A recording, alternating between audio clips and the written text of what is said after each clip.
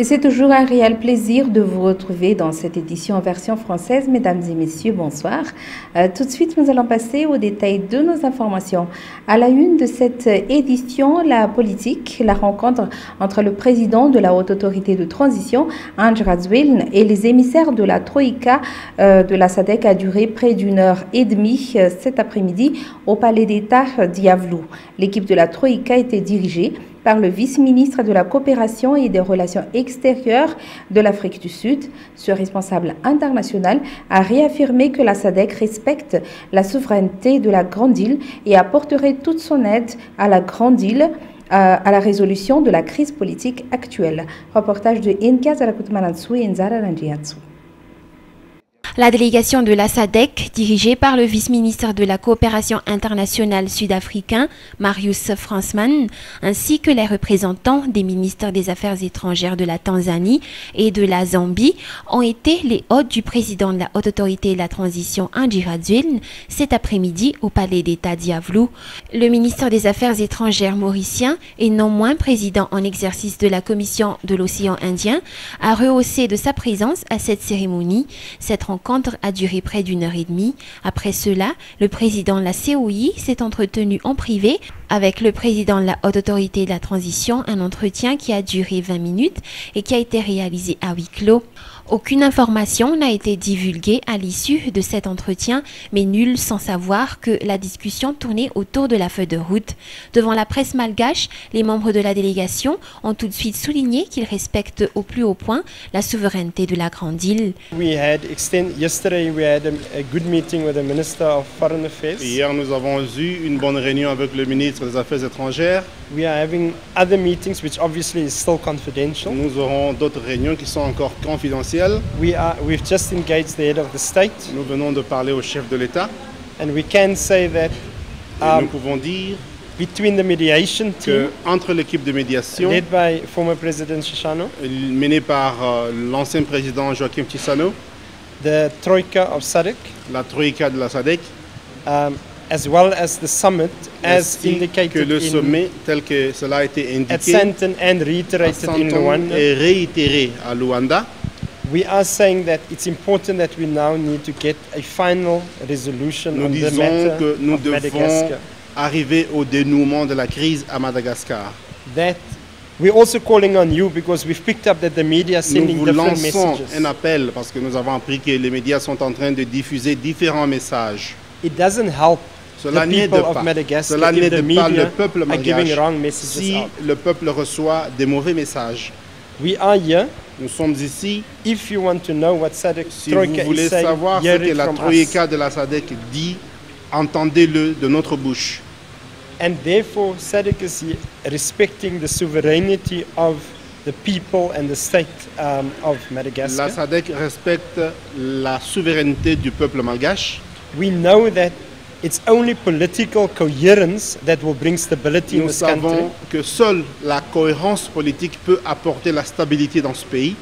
That we also know that there's different understanding of what the decisions of SADC is. Et nous savons également qu'il y a une compréhension différente des décisions de la SADC.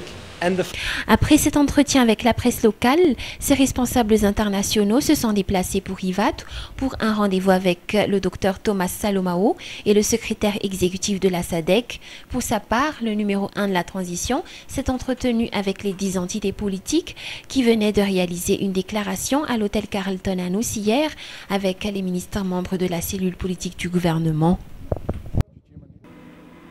La journée mondiale de la démocratie a été célébrée ce jour. Madagascar n'a pas omis de marquer cette journée par plusieurs manifestations. Parmi les manifestations qui ont été tenues ce jour, la conférence sur ce thème au développement Learning Center Anous, celle tenue par les membres du Conseil supérieur de la transition à Anous et celle réalisée par l'association aux victimes des non-droits. Mais qu'est-ce que la démocratie? Quelle démocratie pour Madagascar? Les détails dans ce reportage de Fetaniana Mambaouka. La démocratie est le gouvernement du peuple, par le peuple et pour le peuple, dit Abraham Lincoln. C'est donc par conséquent une forme de pouvoir appartenant au peuple. De son côté, le philosophe Karl Popper, dans son ouvrage intitulé « Société ouverte et ses ennemis », définit la démocratie comme étant le pouvoir du peuple de décider de la manière de gestion de sa communauté. Le peuple est alors apte à déterminer celui ou ceux qui va le représenter. Il est également apte à se débarrasser de ses gouvernants sans effusion de sang. La Journée mondiale de la démocratie est célébrée chaque année, tous les 15 du mois de septembre. Ce jour, diverses manifestations ont eu lieu. Au Madagascar Development Learning Center, la jeunesse et la démocratie étaient à l'honneur. Au palais de Verdanous, les attentes du peuple à l'endroit de ses parlementaires étaient au centre du débat. La place de la démocratie dans le développement durable était quant à elle le sujet de la conférence débat que Fetsan Rakutanjianijin a organisée avec l'ancien ministre de l'Intérieur, Masmana Manatsu, présenté comme étant un expert en démocratie. Aujourd'hui, nous célébrons donc la journée internationale de la démocratie et nous n'avons pas laissé passer tout simplement donc cet événement majeur parce qu'à Madagascar et partout aussi dans le monde entier, le concept démocratie et le concept développement durable sont deux concepts, deux projets qui sont à la une et qui nécessitent aussi, si vous voulez, réflexion de la part donc des acteurs politiques. Et c'est la raison pour laquelle nous avons pris comme thème aujourd'hui démocratie pour un développement durable à Madagascar. Et nous avons démontré la relation qui existe dans la consolidation de la démocratie à Madagascar et le développement durable qui doit s'installer par, je dirais, le respect de cette démocratie. 10 éléments dont le respect des droits de l'homme, la liberté d'association, la liberté d'expression, l'accès au pouvoir, la tenue d'une élection libre, crédible et régulière, l'instauration d'un système pluraliste, le respect de la séparation des pouvoirs, de l'indépendance de la justice, l'instauration de la transparence au sein de l'administration publique, ainsi que la liberté de presse sont considérés comme au cœur du principe de la démocratie. Et concernant justement la célébration de la Journée mondiale de la démocratie, je vous rappelle que pour ce soir à 20h30, la Viva Madagascar va diffuser une émission spéciale concernant la démocratie à Madagascar. C'est une émission organisée par la FFE, Fondation Friedrich Ebert, ainsi que le PNUD. Ce sera donc à 20h30 ce soir sur Viva. Autre sujet maintenant, l'université de Thomas est temporairement fermée et cela pour une durée indéterminée. Une décision qui vient d'être prise par le ministère de l'Enseignement supérieur suite aux événements survenus le week-end dernier, causant ainsi la mort d'un étudiant. Actuellement, les enquêtes ont commencé pour identifier les premiers responsables de cette mort, selon le responsable au niveau du ministère de tutelle. Selon nos sources, cette fermeture de l'université de Barikadim pourrait durer une semaine. Et Yves Chanel. Parmi ces décisions prises par le ministère de l'Enseignement supérieur et de la Recherche scientifique, l'enlèvement de la franchise universitaire pour que les forces de l'ordre puissent entrer librement afin de veiller à la sécurité. Depuis hier, donc, l'université de Barikadim a été fermée temporairement et cela pour une durée indéterminée. Selon les explications émanant du ministère de l'Intérieur ce matin, la première chose à faire est de rétablir la paix au sein de l'université en essayant de réunir les clans ennemis. La fermeture ne durera peut-être qu'une semaine et n'aura aucun impact sur l'enseignement et le calendrier universitaire. Il faut seulement attendre que la situation se calme et les étudiants pourront reprendre le chemin de l'université. Toujours selon nos sources, le président de l'université est plus particulièrement visé dans cette affaire et qu'il est même menacé de mort. L'enquête est donc en cours pour identifier les responsables de la mort de l'étudiant de Tolagnar, victime de ces échauffourées entre étudiants, notant que ce dernier problème du week-end dernier entre étudiants de diverses origines dans cette université de Barikadim est la troisième mésentente enregistrée.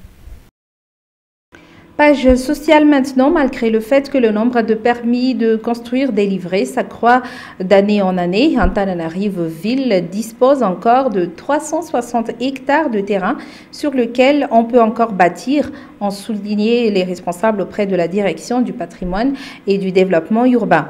Cette hausse du nombre de demandes de permis de construire durant les 3 dernières années dans la ville n'explique pas le fait que le pouvoir d'achat de la population ait connu une amélioration, mais c'était plutôt par crainte de ne pas obtenir un permis de branchement d'eau selon la nouvelle mesure établie par l'administration depuis avril dernier. Anna Muriel, Inzara Ranjiansu. En l'espace de 3 années, depuis 2008 plus précisément, les responsables auprès de la direction du patrimoine et du développement urbain de la commune urbaine d'Antananarivo ont noté un accroissement du nombre de demandes relatives à l'obtention d'un permis de construire. Cela ne veut pas dire que le pouvoir d'achat de la population ait connu une amélioration, mais c'était plutôt par peur de ne pas obtenir un permis de branchement d'eau, car rappelons-le, il fallait un permis de construire pour pouvoir obtenir un permis de branchement d'eau, selon les nouvelles dispositions de la commune urbaine d'Antananarivo depuis avril dernier. Mais malgré cette hausse du nombre de demandes reçues par la commune urbaine d'Antananarivo, il reste encore 360 hectares de surface sur laquelle on peut ériger des constructions, ont toujours rappelé les responsables. À cet effet, l'on peut bâtir environ 20 000 constructions si une propriété a besoin d'un espace d'environ 200 mètres carrés selon le code de l'urbanisme. Jusqu'à aujourd'hui, cette direction a enregistré près de 255 demandes d'obtention de permis de construire, si à cette même époque de l'année, elles étaient de l'ordre de 182 l'année dernière. L'étude de dossier pour l'octroi de cette autorisation suit tout un circuit composé de 12 points à considérer. L'année 2008 a vu l'enregistrement de 373 demandes déposées auprès de la direction. Le même chiffre pour 2009. L'on a noté une baisse en 2010 et l'on prévoit une réelle hausse cette année car jusque-là, on a enregistré près de 255 dossiers de demandes. Autre sujet, le manque d'expérience durant l'exécution d'un travail demeure un des problèmes majeurs des employés actuellement. En effet, selon les responsables au sein d'un institut supérieur de la capitale, il est important pour un employé de parfaire ses activités en renforçant ses capacités. Cela procurera un avantage pour la société et en premier lieu pour l'employé en question. Une nouvelle offre portant sur une formation diplômante effectuée le soir. Anna Muriel et Inzara Ranjiansu. La plupart de nos employés sont encore confrontés à bon nombre de problèmes dans le secteur du travail à Madagascar. En effet, selon les responsables en charge de la formation professionnelle, la majorité de ceux qui assurent une activité quelconque n'a pas toujours toute l'expérience demandée par le poste. La possession d'une expérience complète offre un avantage à la société et également à l'employé bénéficiaire de la formation. Par rapport à cette situation, l'ISCAM a initié une formation diplômante qui s'effectue le soir de 17h30 à 20h, délivrant 4 filières précises, à savoir le management et développement d'entreprise, marketing et communication, commerce international et gestion des ressources humaines. La particularité de cette formation est qu'elle octroie un diplôme au lieu d'un certificat à la fin de la formation, entre autres une licence ou encore un master. L'inscription au concours a déjà commencé. Les places pour la formation, quant à elles, sont limitées. Rappelons que plus d'une centaine d'enseignants permanents et vacataires assurent la formation pour les 4 filières. Ainsi s'achève notre édition de ce jour. Je vous remercie de l'avoir suivi. Bonne soirée à tous.